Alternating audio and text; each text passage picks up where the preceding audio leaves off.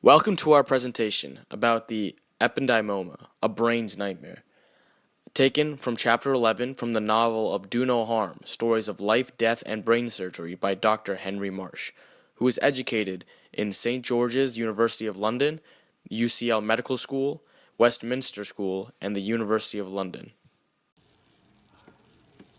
In the clinical case, a young woman, Helen, had a recurring case of ependymoma. The clinical case mentioned Helen's severe headaches. Upon further research, other symptoms of ependymoma include seizures, nausea, vomiting, pain or stiffness in neck, loss of balance, weakness in legs, blurry vision, back pain, change in bowel function, trouble urinating, confusion, and irritability.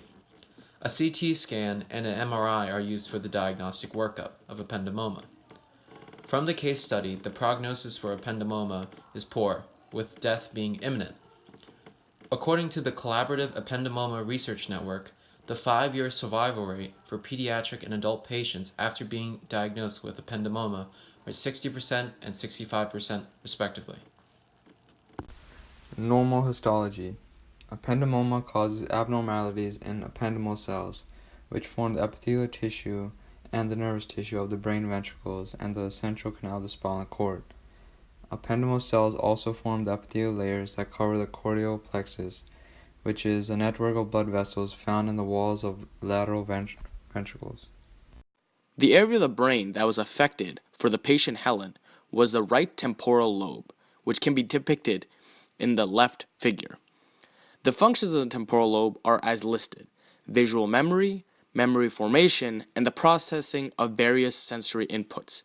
Now, the symptoms of nausea, headaches, muscle weakness, confusion, and blurry vision can be attributed to the obstruction of the memory and sensory capacities that are exhibited by the temporal lobe.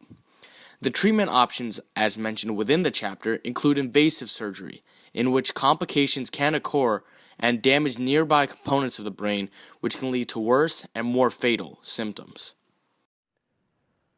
The resolution of the case was that the patient had been diagnosed with a brain tumor called ependymoma.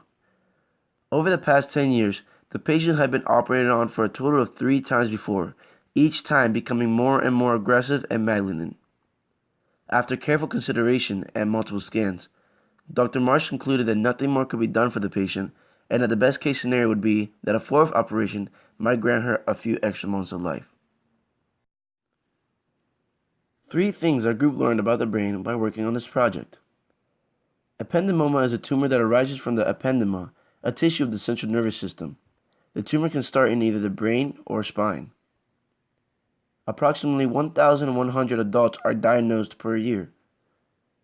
Treatment for ependymoma involves surgical removal of the tumor, followed by radiotherapy to remove any remaining cancer cells. Now, welcome to the mental health portion of this presentation. Now, as mentioned, we know all the physiological and anatomical descriptions of this illness and what its implications are for the health of the patient.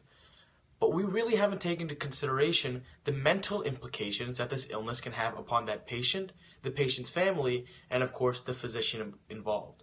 Now, in this specific case scenario with Helen, the patient's family knew exactly what they were signing up for.